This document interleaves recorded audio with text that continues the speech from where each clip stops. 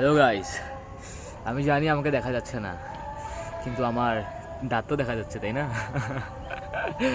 আমি জানি আমাকে দেখা যাচ্ছে না, কিন্তু আমার কথা তো শোনা যাচ্ছে, তাই না? শুনুন তাইলে।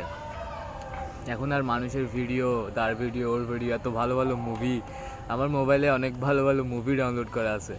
এখন আর দেখতে ইচ্ছে করে না, এখন নিজের কিছু করতে ইচ্ছে করে।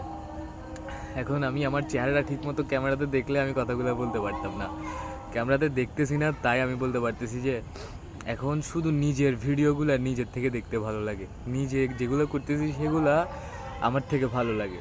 এখন সেজন্য আমি আমার ভিডিও বানাই, আর আমি এগুলা ছাড়বো ইউটিউবে।